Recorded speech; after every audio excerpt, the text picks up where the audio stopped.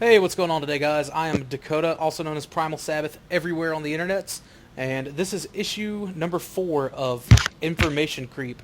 I almost said Stasis Lock because we did Stasis Lock last night, so that's fresh on the brain. But we are part of the Cool Table Network, where you can find other great shows like Shattered Cast Uncut, Enter the Realm, Beers and Bolters 40, Sick Fanatics, Stasis Lock, Nerd Rage Radio, Toy Detox, and 8 Weeks, along with us, Information Creep.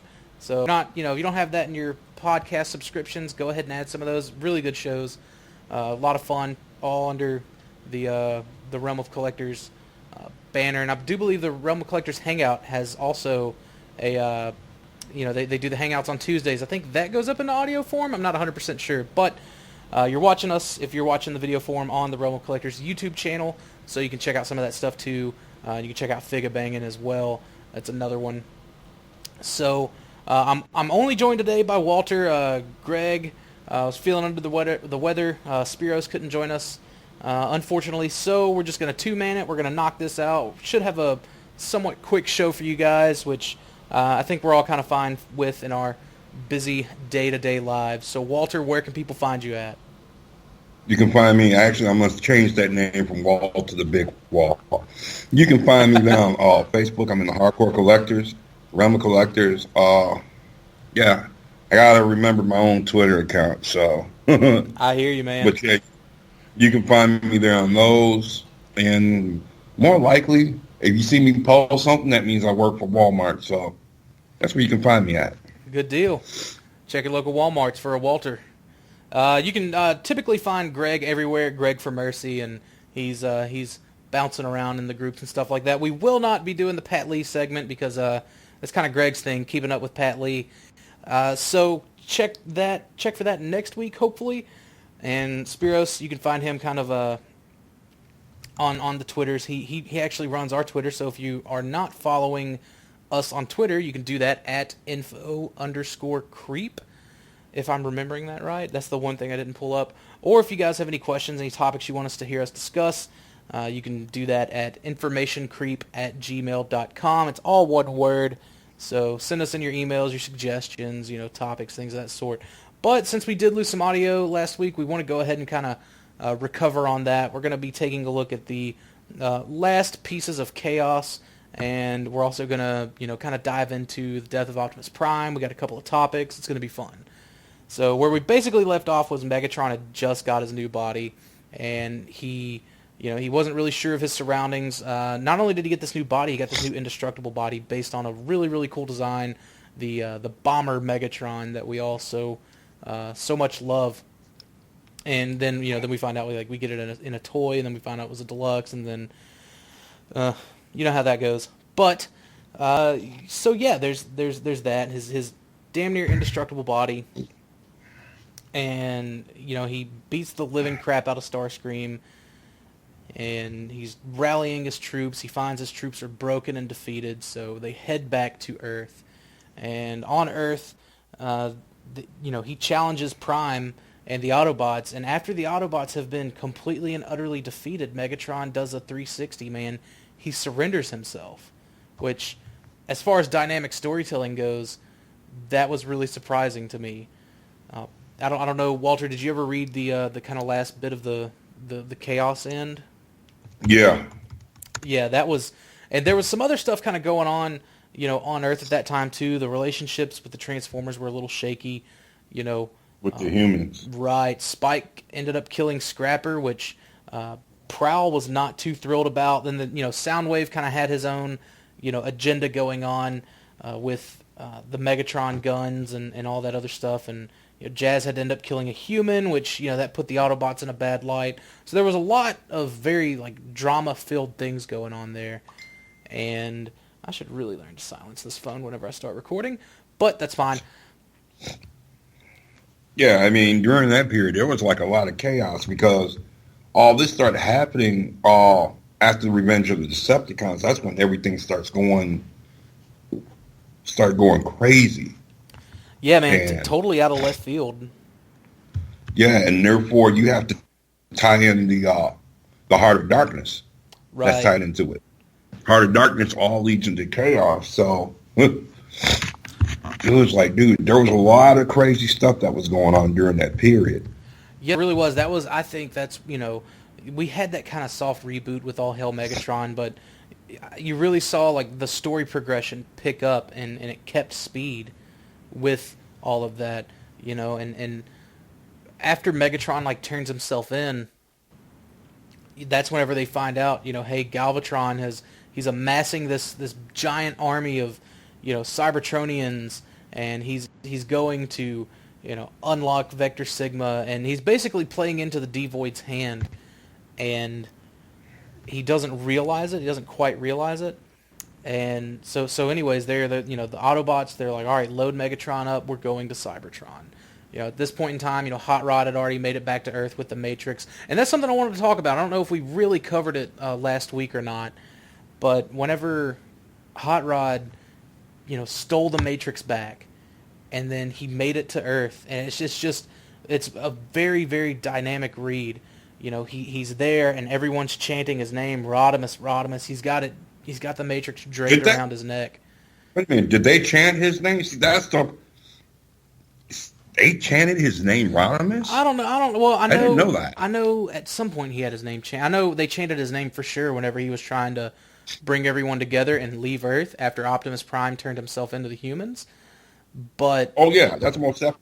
But he there was definite cheering, and you could see that like in the background, everyone was, surrounding him, wanting to talk to him, and he's just, he had that kind of young smirk on his face, but it wasn't like a ha Prime, I have the Matrix, I'm winning. He didn't do that. He walked straight up to Optimus Prime just to see his task completed, and he pulled the Matrix off, and he just that scene of Rodimus handing Optimus the Matrix, that was a very like goosebumpy scene for me. I thought that was really, really cool. He's like, here, you're the rightful owner of this. This is yours. You take it. But all of that happened before, Megatron showed up, beat the Autobots, and then turned himself in. But that's something I did want to kind of touch on. Like I said, I don't think we gave it a whole lot of kind of spotlight in the last issue of Information Creep. So, but really, really cool stuff there. So they load Megatron up. Oh, what's that? Yeah, because Optimus changed his name from Hot Rod to Rodimus. Yeah, that's whenever. Well, yeah. I don't think that was. I think that's whenever Optimus recognized him as Rodimus, because some of whenever Rodimus was rallying both the Decepticons and the Autobots left behind, that's whenever they all started calling him Rodimus. But like some of the Autobots, like on Bumblebee's side, they were still calling him Hot Rod, and that's whenever Optimus recognized him as Rodimus, which was cool. I agree. I totally forgot about that. And therefore, he gave him the Matrix, which was pretty cool. It was like he gave him the Matrix, gave Optimus the Matrix. Exactly. And it was like, okay, that's cool, man. And therefore, it was like he made Rodimus like second in command, which was pretty cool. Yeah, that was very interesting, and that was like after, I believe, the other Autobots had kind of voted on Bumblebee as the leader too. So you have three kind of leader structures, and Bumblebee never wanted it, so he was just happy that Optimus was back. But you see Optimus, and I think they had a dialogue there because we may have talked about it last week, but like Optimus, I think they were talking about their experiences with the Matrix. Like Rodimus was like, he was very, it was the greatest feeling in the world, where Optimus was like, man, it was kind of a burden for me. The two different ways that they expressed handling the Matrix, and they perceived it, and therefore, it to me personally, with Rodimus having the Matrix, and all the Autobots are looking there at him, it's like he's a Prime. That was like, and therefore Bumblebee, I guess he was shocked about it, Yeah, I don't think that, Bumblebee is never, I don't think that he's really ever been like a prideful character, but, everybody's got pride, and I think that the way they drew his face, it looked like he took a hit in the pride, which was very interesting, to say the least. But Megatron has surrendered himself. He's boarded. So Optimus has locked him up on Omega Supreme, put him in what looks to be like an incineration chamber, which I don't know how that was inside Omega, but that's fine. But even you with your indestructible body, you couldn't handle the crushing forces of Omega Supreme during a transformation. So that was kind of the, worst case scenario. We'll force Omega to transform. We'll all die, but you'll die too, Megatron. So then we got a lot of really cool kind of dialogue and backstory with Optimus Prime and Megatron just kind of sitting there talking to each other, even sort of, sharing a laugh about both of their mishaps during the whole process of the war, and where things went wrong. And we got a really cool flashback to Megatron in a diner with Impactor, and how an Autobot got thrown on an Autobot that looked a lot like Rung gets thrown on the table, and Megatron or Impactor really was the one that decided that these Senate guards weren't above everyone else, and they got into a fight, and even Megatron kind of got into the tussle, but about how he got thrown in jail and he got beat up. We find out later by Whirl, and how Prime kind of, or at the time Orion Pax sort of stepped in and helped him out, but it was that beating that was the real pivotal point that he went from, wanting to be a revolutionary poet to a, killing, warmongering, warlord, which was very, very interesting. Like the fact that they added in that backstory, and that was all, sort of on the way to Cybertron, which was really cool. And then they run into Galvatron, and he's got this army, and he's like, no, we're going to, we're going to kickstart this planet my way. My way is the right way. I'm going to defeat the darkness. And the whole time he's playing into the darkness, the Devoid's hand, and he ends up unleashing it. So this big, very well drawn out battle ensues, and then you see Prime. I believe they were in the chamber to Vector Sigma, and Yep. he opens the Matrix. Because that was the darkest hour, which is something I thought was really, really cool. And we've touched on it a little bit, but I don't know how much of this was left behind in like lost recording. The fact that the whole opening the Matrix thing was for this and not for something typical like Unicron. That's something I really liked out of the ordeal. But that's just me. I don't know if you wanted to touch on that whole scene with Hot Rod and Cyclonus and everyone else that was there for the Matrix opening. About Drift almost killing himself. He stabbed himself. Yeah. That was interesting. They just like, it was like something happened. The only person that didn't go through that was Megatron, and he took the Devoid out, man. That was, he tried to twist his will, and it was like Megatron was turning it, and he just took it out. Took it out by himself. I'm like, that's cool. And that's I've always thought in other forms of media, Megatron just felt too underpowered, except for Transformers Prime. I think Megatron had the right kind of power there. But I love how in IDW, they've given him, they've made him this unstoppable force. This force to be reckoned with. He's your basic like freak of nature. Exactly, your 0.1 percenter. Which. And then we see that, he's doing something that Prime couldn't do, Galvatron couldn't do, and he's tussling with the Devoid himself. And after Prime, opens this Matrix, that's the end of it. That's that. The Devoid's gone. Galvatron, I believe, did Galvatron get sent back into the dead universe? Well, yeah, but here's the thing: Clonus betrays him there too. Right. He betrays them because Cyclonus saw what happened, and therefore, when he opened up the Matrix, everything, it kind of led into Dark Cybertron if you really think about it. Um, Yeah, well, yeah. I mean, it definitely like these events totally set up what was going to happen with Dark Cybertron. You mentioning Cyclonus betraying him, that was also really good story writing on in my opinion, because Cyclonus has always been the right hand man, the suck up guy for Galvatron, and we don't get that out of this Cyclonus. We get a and you warrior with honor. He reminds me of and Dinobot. and you know what's funny? The What? fusion cannon shot that Galvatron did to Optimus and Hot Rod Yeah, yeah, in that that too. little panel. That's not hardly even talked about. That's a very powerful. That's a very powerful fusion cannon he has, Oh, absolutely, absolutely.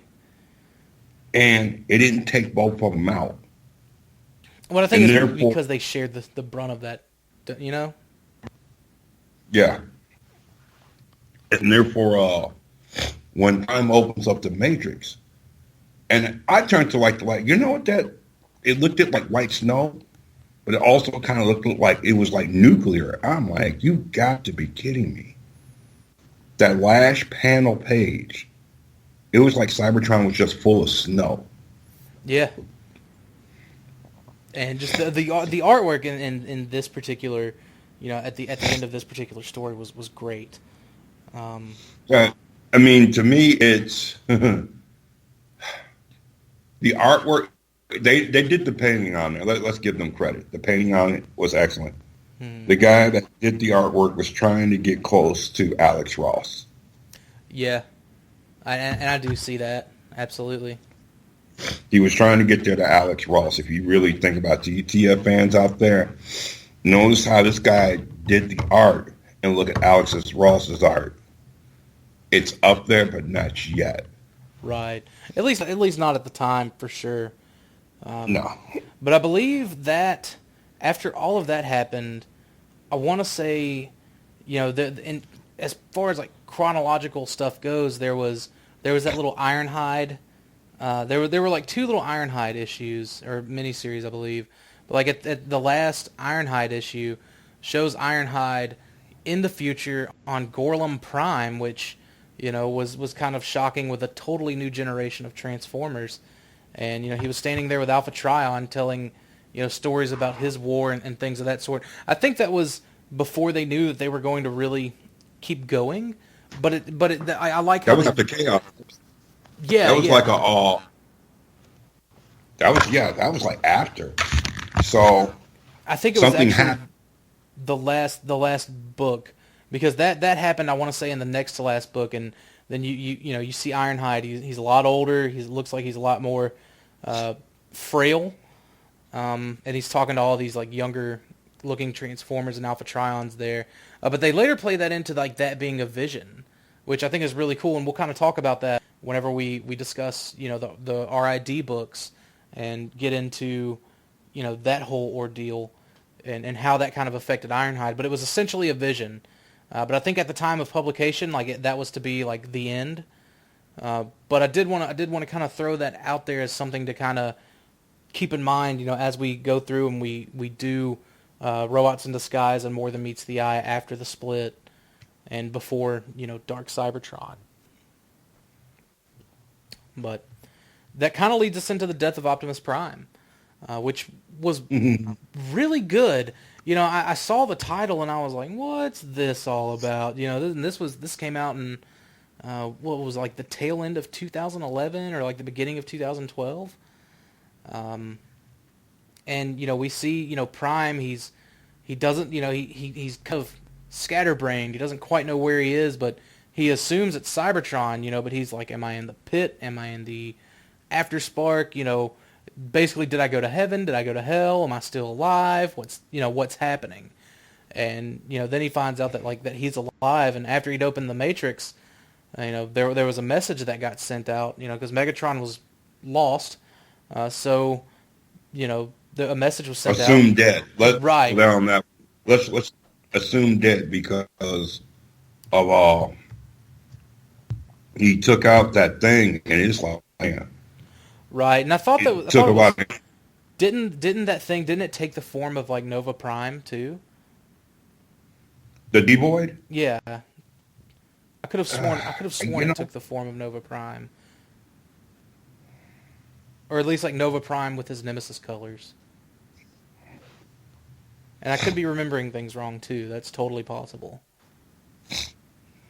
But yeah. So Megatron's assumed dead at this point, and Prime, the message goes out. So all of these Cybertronians that left the planet, during the war, didn't be part of either side. Even Autobots stationed at other outposts, Decepticons stationed at other outposts, and everything. They're all making their way, back to Cybertron. All these ships are landing. There's all of these non-aligned Cybertronians, and between that and the Decepticons, rounding up the Decepticons, the Autobots were really outnumbered, and you saw that, and like you see Sideswipe, and they're being like the picture they painted was like very very post-war, like trying to get everyone settled and together, and they're trying to figure out what to do because you've got you've got Metal Hawk, showing up, and he's you guys need to leave, you Autobots and you Decepticons, you ruined the planet the first time. This is our planet, and then you've got the Autobot side of it. Well, no, we fought and we won the war, and I thought that was. Just because, and everyone thinks just because you win a war, that means, like, you win, but that's not necessarily true, And I think it showed a lot of that, and I thought that was a really good portrayal of that, because now you have all these essentially civilians, non-combatants coming back, and they pose more of a threat than the Decepticons do.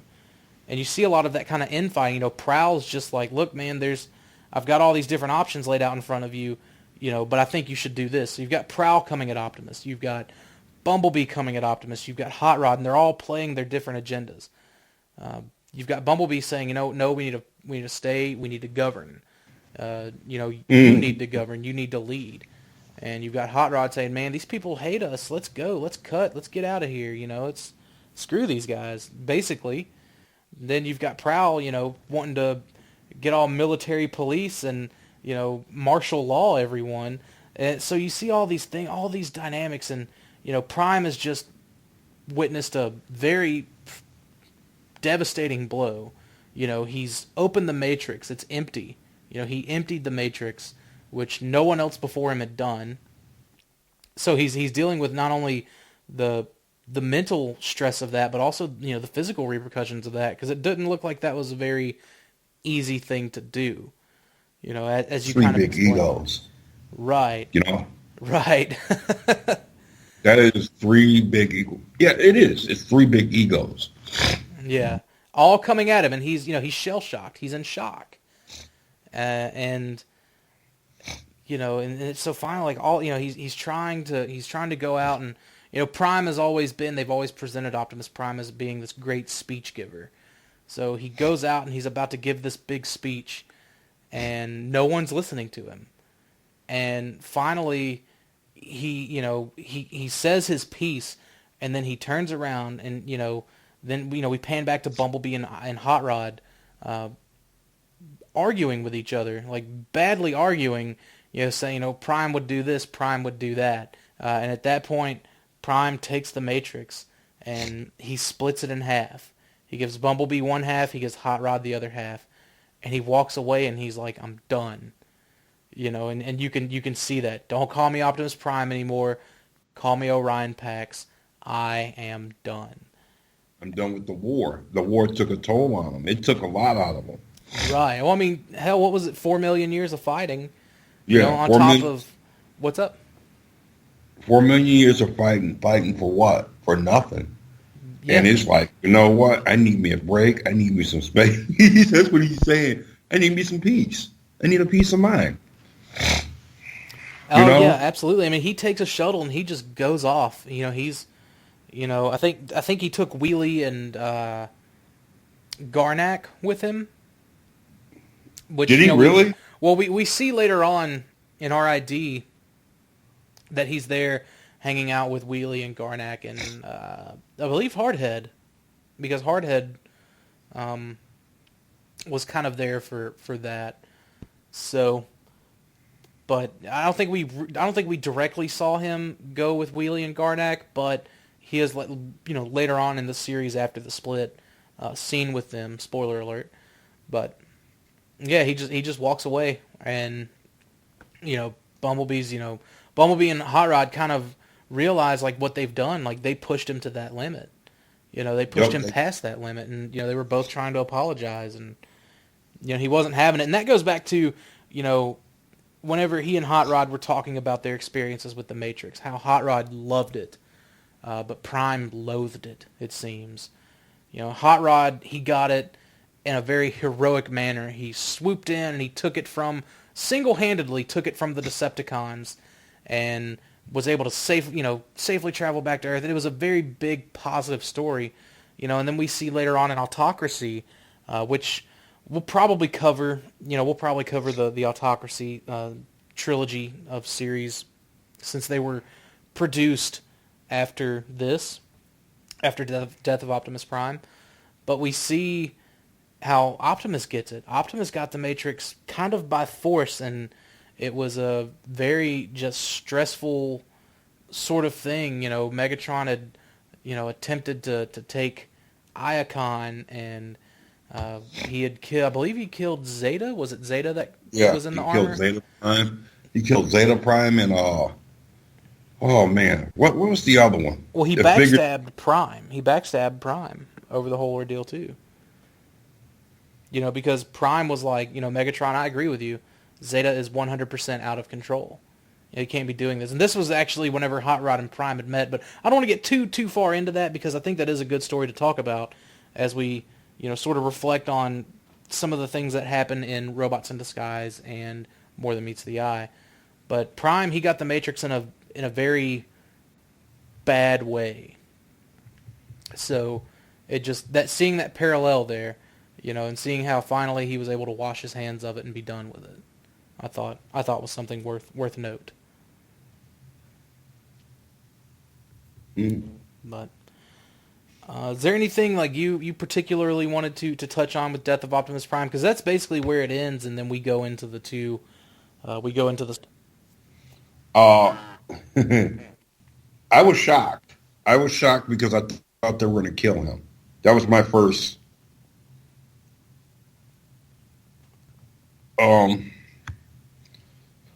How can I say it? I thought that was the whole idea, because when they put out the preview, the first thing I thought of, okay, I saw the sweeps, dead sweeps, and just something told me something bad is going to happen. And they kept, and it's like, okay. And therefore, when they get the teaser comic covers, it's like, okay. Yeah. He'll kill him off. Any moment you were waiting for Prime to die somehow, be it a rogue Decepticon or one of the non-aligned robots, or a group of them. I honestly thought they were just gonna topple him. Yep. To tell you the truth, like that's just because he was a symbol of that war, and like that was part of his speech. He said, "Look, I'm a symbol of this war. I don't feel that I should be the one leading you, so here I am. I'm giving up. Non-aligned Autobot, Decepticon, whatever." You hold your elections, you can pick your leader, you can do whatever, but I'm out, and that's But yeah, I didn't even think about that. The kind of dual meaning of the death of Optimus Prime. But you're right. Yeah, so it just, man, it fooled me. Yeah. Yeah, it was good, man. That was James Robertson and John Barber. They both wrote that together, and that's those two guys together, man. That's a powerful driving force, for sure. I thought James Roberts and Nick Roche were good together, but which I think James Roberts with anyone's going to be good because James Roberts himself is so good. But another little tidbit, I liked seeing that Drift was there. We got the confirmation that Drift was okay. Being that I think Drift was for sure my kind of fan favorite character, but we did see that, and that was cool. But that's it for phase 1. So we've I got a couple of topics here. I'm gonna go kind of in a weird order as to how I sent these to you. But this one is making a list and checking it twice. That's the kind of topic name I gave it. Um, how personally rank, since we're at technically the end of Phase 1 and the beginning of the Phase 2 story. How would you rank the Phase 1 of the Transformers comics? Where exactly do they stand for you? What are some sweet spots, and what are, in your opinion, some of the lowest? Oh man, how can I? There is no low points. You know, it was pretty good, pretty fast paced, and the storytelling to me was excellent. Um,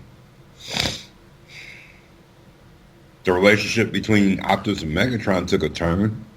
Yeah. That was pretty interesting, and to give Hot Rod and Bumblebee the Matrix, that to me that's pretty interesting there too. Now because now you have two leaders.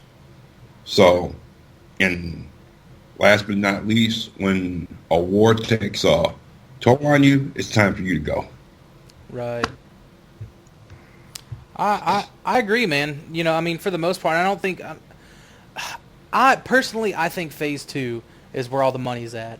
Yep. I enjoy this whole post split because for me, it's while this isn't necessarily this didn't feel like a retelling of any other story, and I don't want to say that it did, but I mean it was your typical Autobots, Decepticons fighting. You can only fight for so long sort of thing. And then the fact that it wraps up with more to go, that's something I really do like. The sweet spots for me though in Phase 1 where Megatron Origins, be that it has a couple of continuity errors, especially once they get further on in the books. It's fine. It's the first time we really saw, I think it as a reader sympathizing with Megatron, being kind of on his side, you know what I mean? And that I thought was a really good point. Last Stand of the Wreckers obviously was just, it was, not every fight that the Autobots have is going to be a victory, or it'll be a victory, but there's going to be some cost, and we get to see that cost, or we get to see that defeat.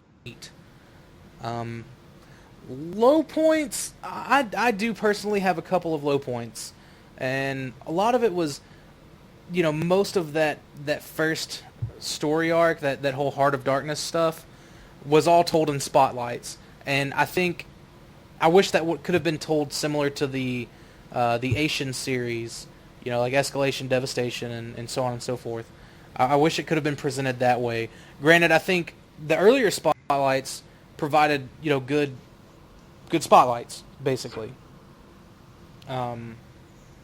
So that's those are kind of my low and my sweet spots. But I do, man. And I've read the Dreamwave stuff. I've read some of the Marvel UK stuff, and watching cartoons and the movies and everything. I like to find something I like about all of it. But man, this Phase 1 of these IDW comics really blew it all out of the water for me. It was great, but it wasn't top tier, at least not top tier in my opinion, how Phase 2 gets. But that'll be a talk for a different day, I guess. But talking about spotlight issues, that leads us into our second topic, biographer. So what is your favorite spotlight issue and why? Oh man, my favorite spotlight issue. It's a tough one because there's so many. Okay, favorite one. I have to the Metroplex one. Yeah, I'll go with that. that's whenever we see Six Shot get beat, right? Yeah, he got smashed, dude. That's my favorite one. I had to think there about that. He got destroyed, dude, and therefore, in Metroplex, we didn't know that he had teleportation. We didn't know he was this big city. That's how can I say it? That we didn't know he was going to be a big time player. Right. And that whole teleportation thing, like that sets up, what's kind of going on currently, with or I say currently, at least in Phase 2, that whole, all the Titans have like the space bridges built into them, Yeah. so they can do that. But yeah, good pick, man. I didn't even think about Spotlight Metroplex. Yeah, I had to think about it, and it just came on out like, oh, that issue. Because one, I mean, how often have we seen Grimlock? We have not seen Grimlock. We've seen more of the Dinobots than Grimlock. Am I correct? You're correct. I would definitely say you're correct. I think what they're trying to do is put more of the focus on the 4 Dinobots than Grimlock. Okay, that's understandable. Mm-hmm. I get that. But Metroplex, yeah, he destroyed Six Shot. And that was my other choice. My other choice would have been Six Shot because they're touching a character that people like. And it's more like, okay, this badass. Plus, he has a rivalry with Starscream, which is interesting. That's something I wish they could have expanded on because honestly, Six Shot was like Spotlight. Six Shot was almost my pick too. It was a close second. I liked that whole deal with the Reavers and seeing how Six Shot was very close to just saying screw it, but showing like Six Shot had a conscience there. I thought was really good storytelling. And therefore, the rivalry with him and Starscream is like Starscream is the only one who could take him out. Are you kidding me? Yeah, right. What happened to that Starscream? Am I right? But then again, Yes. he was a Phase Sixer, and Megatron made sure that his Phase Sixers couldn't, come after him. And I guess Starscream maybe figured out Six Shot's little loophole. Like Megatron, Shockwave was the reason behind Overlords. I don't know, we didn't really get a whole lot out of Black Shadow, which is a shame, because I really wish they could have done like a spot like Black Shadow. They could have brought Black You mean Shadow. Sky Shadow? Sky Shadow, yeah. You mean- My bad, but yeah, like I wish we would have seen more of Sky Shadow. All 3 of the Phase Sixers. We really most of our time was with Six Shot and with Overlord, and I really wish they would have shown more with Sky Shadow, and who so that's why I'm guessing Shockwave was the reason Overlord had his kind of failsafe, and I guess Starscream had Six Shot's failsafe, but who had Sky Shadow's failsafe? Who was the only other Decepticon other than Megatron that could have beat Sky Shadow, that wasn't the Decepticon Justice Division, Yeah.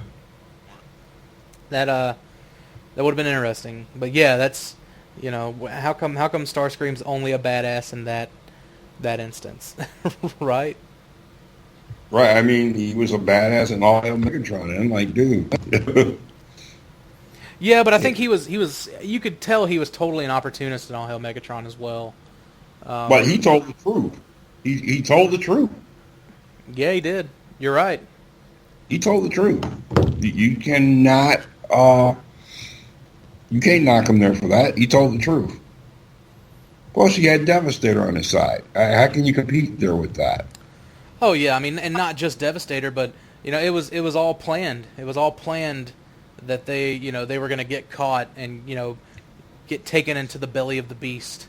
So really cool there. But yeah, man, Spotlight Six Shot was a good story. I did like that, and you saw how for the most part we'd kind of been we were brought around to Six Shot as just this heartless killing machine. But then you see when it comes to his comrades, he's got that honor. He's not as he's not as bad. I mean, he's bad for sure, but he's not as bad as we all kind of thought. But let's see. Let's do this one. Soft reboots is the next topic. Do you feel, since we talked about it, do you feel that the Death of Optimus Prime was a good soft reboot, and was it as easy of a jumping on point as, say, All Hail Megatron? Because All Hail Megatron was kind of a good jump on point for new readers. Do you feel like that maybe Death of Optimus Prime was a good jump on point as well? Yeah, I think it was because we didn't know what the anticipation was going to be. We didn't know what was going to happen. I certainly didn't. I thought they were going to kill him off. I'm like, here we go again. They're going to kill him off. Right. That's pretty much what I can say. Right. And I mean, for the most part, like I definitely do too. It's it's something like we kind of. I don't want to talk about it too soon, but we see it with Lost Light and the Optimus Prime title. You know, I feel like I'm in. This still could all be their technical phase two, but I feel like the start of Lost Light and Optimus Prime, those titled issues, Mm-hmm. I feel like that's another beginning. That's a phase. That's the beginning of phase three. And they may have said that. They may have confirmed that, and I probably missed it. And if I did, my bad. But it feels like it's a phase three beginning. Where all of these things that will end up getting set up in phase two, they end, and we kind of saw that with phase one. Phase one was totally two parts. Everything up to All Hail Megatron, and then from All Hail Megatron to the end of Chaos.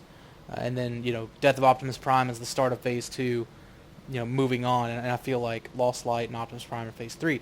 But it allows for, your new readers to jump on without having to try to backtrack all these issues. Or, new readers could listen to or watch Information Creep, which is us. So, never mind that, guys. Don't do all that. Just, listen to us. We'll give you some insight, some backstory. But that said, though, I do think that All Hail Megatron was a better jump-on point, because you do get, those really good stories like Last Stand of the Wreckers, and, you do get the Chaos event, which a lot of post the Death of Optimus Prime stuff plays into, which was good stuff. And I still cannot believe that Dreamwave was supposed to do All Hail Megatron. I yeah, could picture them seriously? doing that art. And man, if they would have done it with that art, and the way Dreamwave did their art was cartoon style. No, I'm sorry, that was cartoon style, hands down. Right. I mean, and I totally agree, and I liked it, man. I don't want to take anything away from Dreamwave. Dreamwave had a lot of very good stories and concepts, and a lot of which we did end up seeing and we do see in IDW. But yeah, that's insane. That's what sucks, because I'm sure like Spiros probably has even more kind of like little facts and informations and stuff to give us on these little The tidbits. same thing with All Hail Megatron. It had its cartoon moments in it. Yeah. Oh, without a doubt, it absolutely did. When they did the shots of Megatron and his eyes glowing, I said, "Oh, this is from the cartoon." Yeah, That's I love those glowing eyes bits. But I agree, man. But our final topic, and it looks like we're going to be finishing right under an hour, so good deal. We wrap this up quick. But our final topic is, I call it hearing voices. And when reading comics, do you hear the voices of the characters as you? Do you hear your voice as you're reading it? Because you imagine you're reading this off the page. You've got to imagine what that sounds like. I mean, it probably sounds silly and it's ridiculous, but I don't know. Like I do. Like I hear it. Or do you hear it as a certain voice actor that has either portrayed that character in particular before, or maybe like you kind of have your own idea of what that voice is supposed to sound like. So like we all probably read Optimus Prime's lines and imagine that that's Peter Cullen, saying those lines in his kind of deep iconic Optimus Prime voice. So are there any examples of characters that No, I don't hear no voice, man. No None. kidding. No kidding. I've been reading, like I told you, man. I've been reading comics for over 30 years. No, I mean, you know what? The only voice I was reading was, and this is going to sound so crazy, so I'm going to put this out there to the audience, was the Batman Nightfall trade paperback series. Oh, yeah? Yeah, because there's a scene in there, there's two scenes, and it's funny. I ain't trying to delve off to where we're at, but there was this villain named Cornelius Stirk, who takes human bodies, maims them, kills them, cook up their blood. There's a scene in Nightfall where it says, someone's knocking on the door and Joe says, "Who is it?" "Joe." "Joe who?" "It's the Joker." And I couldn't stop laughing. Uh, so That is did you hilarious. kind of imagine that as like Mark Hamill Yeah, doing it? yeah. Yeah, And therefore there was another scene where the Joker and Scarecrow just slapped hands. And it was hilarious. yeah. So I couldn't stop laughing. So otherwise than that, no. I don't hear no characters. See, I You like, know. and I don't know if it's I tend to actually read comics when I'm at work, and I hate my job. Um, so like I don't know if I'm trying to like totally immerse myself. Like I look at the images, on the paper, and I look at what's going on in the backgrounds, and I try to kind of immerse myself in that world. I try to think, okay, what sounds are going on in the background? Is there heavy metal clanking? Is there, can you hear the sounds of like, a ship's engines or, an air condition, something, just similar stuff. Like I try to layer it in my head as I'm looking at it and I'm reading it, and like every time Optimus Prime says something, I'm like, yep, I hear, or I imagine it's Peter Cullen saying it, but like with Ratchet, who was the guy that voiced Ratchet in Transformers Prime? I thought he was Oh, a great. that I don't know. I'm thinking of old school Ratchet. I thought you meant him. Yeah, no. See, then like that's the thing. Like I switch it up a whole lot, but I kind of hear that guy, you know. For Drift, believe it or not, I think of Wheeljack from Transformers Prime because let's be honest, that was Drift with a Wheeljack face. But I think of James Horan, if I'm pronouncing his last name right. But then like you said with like the Batman stuff, like I read the Wolverine books. Like I read Old Man Logan and I read Weapon X and X-Men Blue. I actually think of it as Steve Bloom, saying all of this, and and all that. Like I kind of imagine like that's like him and his voice, and Hot Rod, believe it or not, like I kind of give him like a Ian Corlett, Cheetor from Beast Wars. Like something about that, like it feels, and maybe not quite, like first season Cheetor, but maybe like Beast Machine's Cheetor, a little more mature, but still kind of brash and arrogant, But those were, I don't know. I'm probably just weird, and but that's whenever I'm reading it, like that's what I kind of imagine, if that makes any sense. Yeah. But and a lot of it could just do like I read these at work when I'm trying to get away from people at work, so I'm sure that plays a lot into it as well. It's just that some of the characters. What's up? Pretty good. Pretty good. It's Yeah. just that some of the characters are funny. If you're reading the Batman series, you're gonna laugh there at it, especially Nightfall. Right. You know.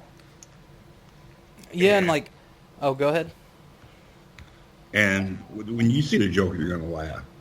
With Transformers, it reminds you so much of the cartoon. You can't help it. Right. I totally agree. It's like, but then there's some characters like there's Swerve, which we didn't really see a whole lot of Swerve in Right. Phase 1, but we see him a lot in Phase 2. But Swerve, I don't know if you've ever heard of the comedian John Mulaney. Yeah. That it's his, like that's what I hear like with Swerve, and I don't even think Swerve had any lines in G1, but he just had No, that. he didn't. He Yeah, had season 3, and that was it. yeah, he was just there. He got stepped on, and then he was there. But yeah, so with Swerve, I just and I use John Mulaney because I think I was watching a lot of his stand-ups whenever I was kind of rereading More Than Meets the Eye, because I was like, well, Swerve has that sort of like he's probably a dude that does stand-up. Obviously he owns a bar, and you do see a lot of that like later on, but that's kind of one of those things. It's like I said, I'm probably just super weird, so. there's that.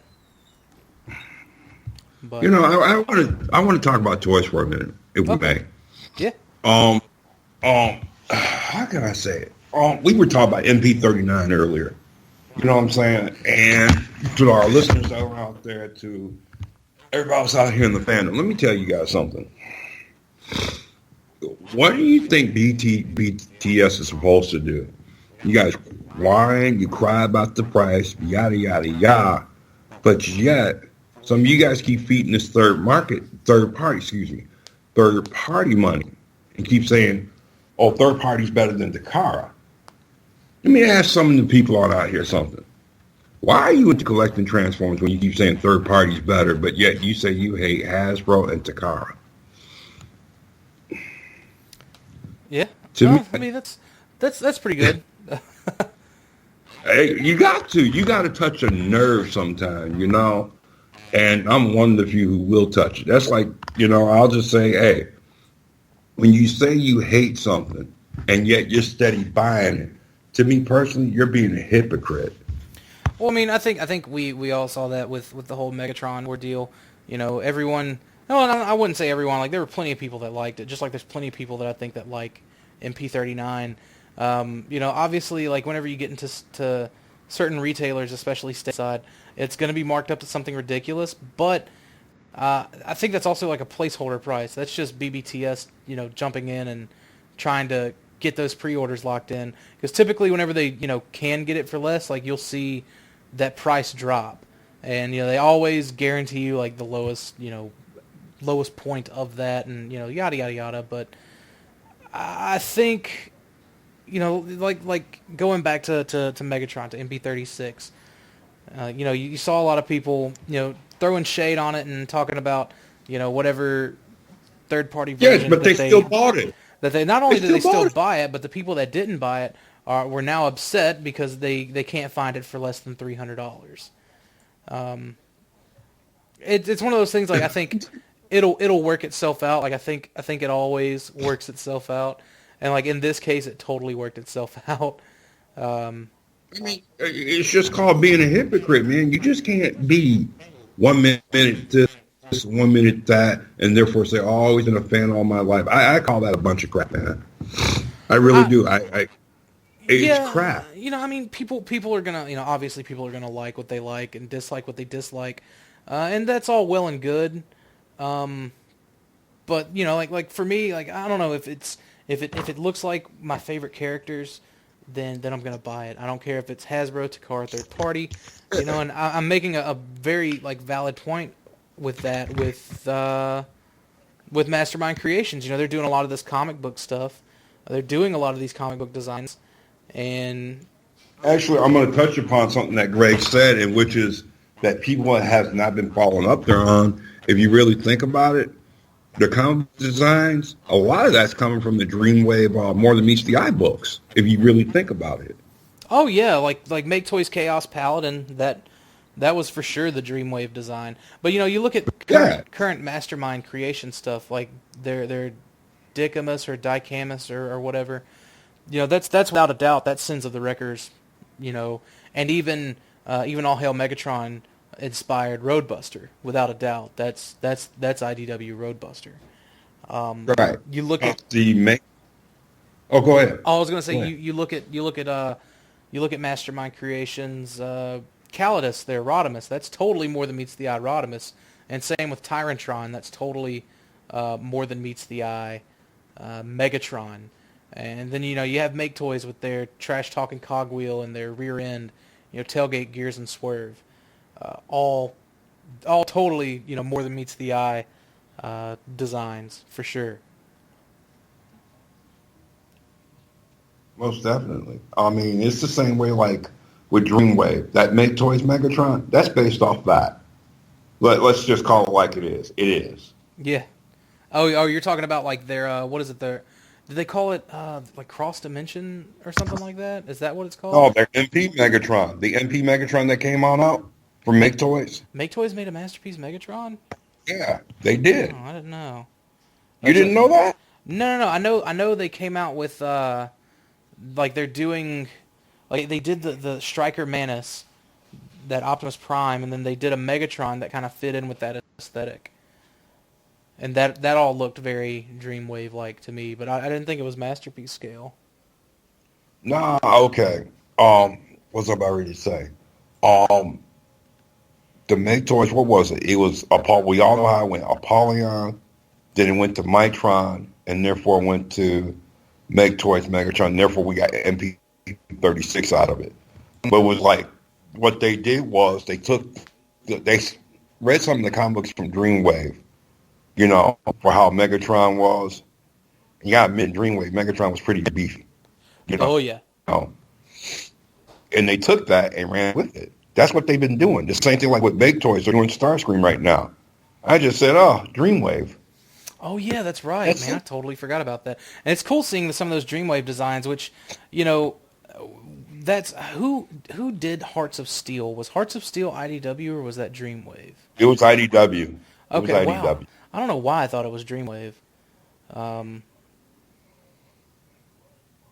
But I was gonna say, we saw that with Master, like that's what put Mastermind Creations on the map, was their Hearts of Steel stuff.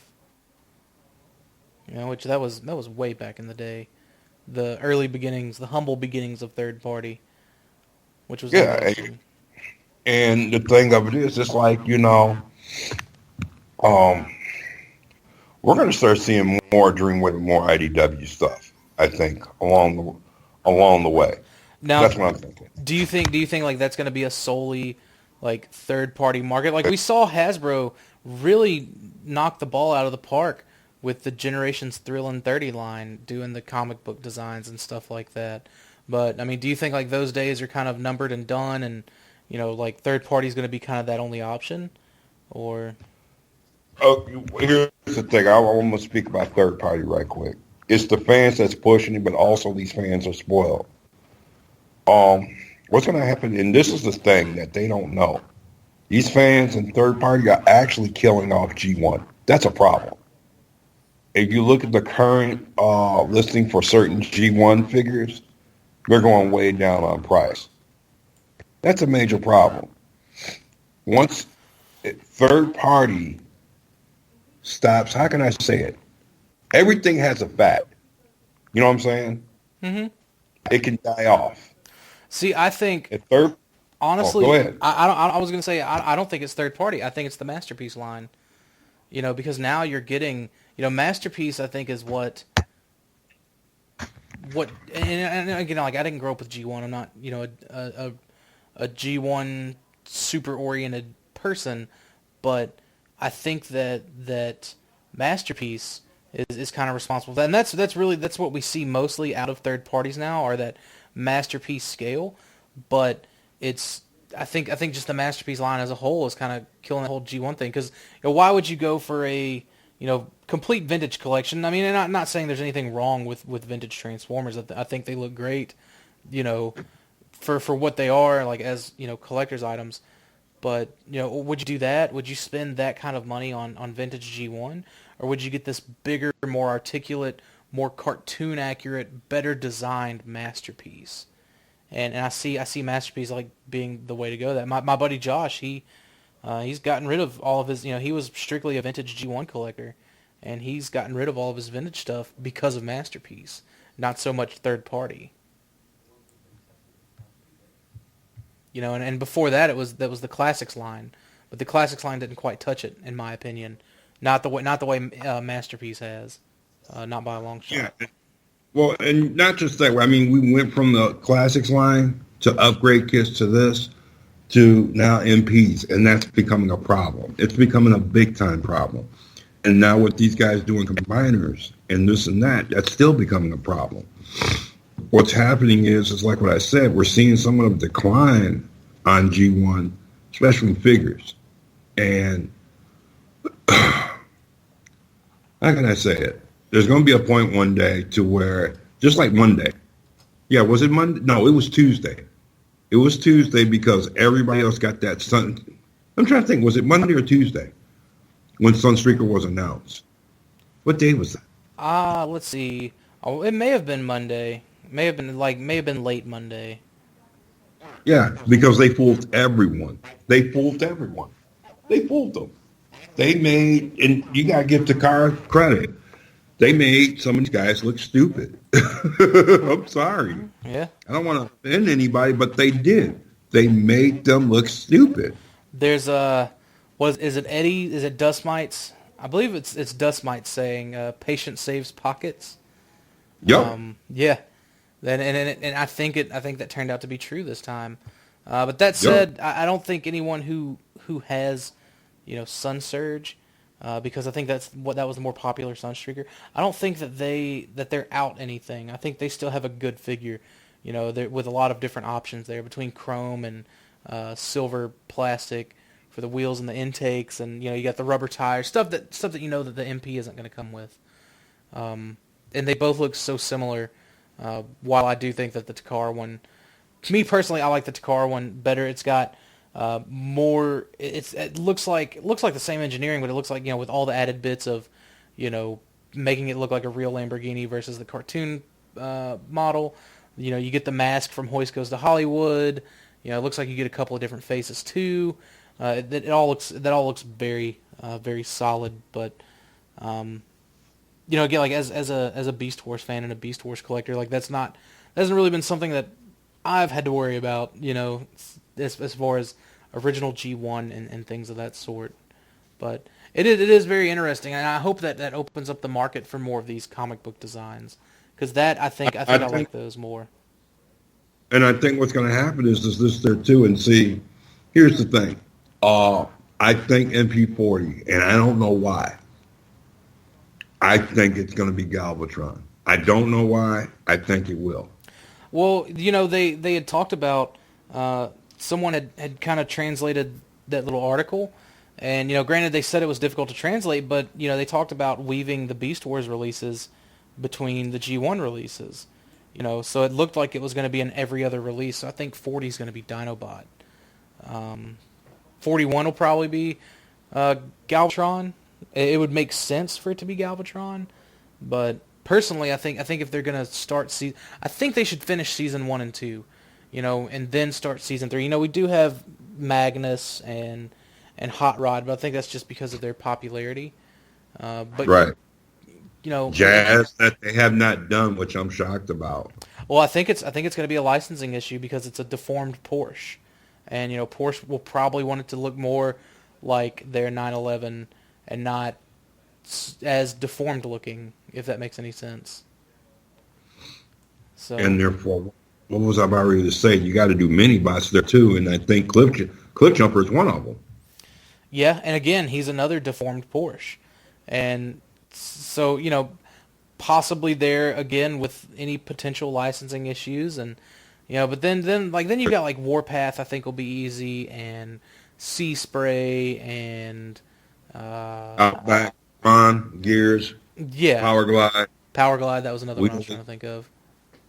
I think most of those will be easy. And therefore, you got triple changes. Don't be shocked if that's MB40 Astro Train.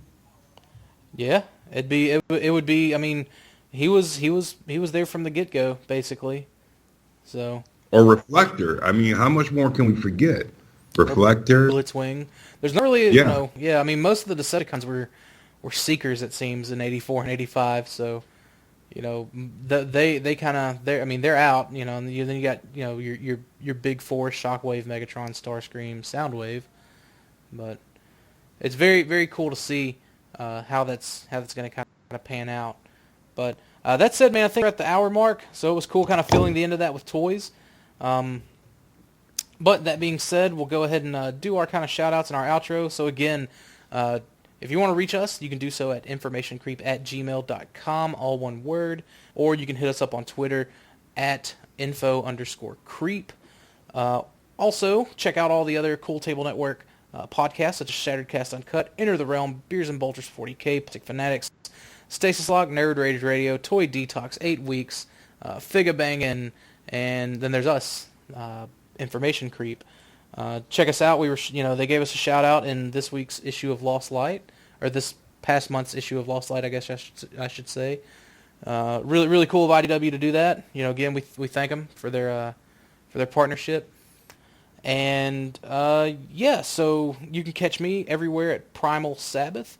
But I'm normally lurking around in Cybertron Cafe and the Realm of Collectors Facebook group. Really cool groups to join if you haven't already. And you can, Greg and Spiros didn't join us, but you can find them. Do you want to kind of give them a shout out?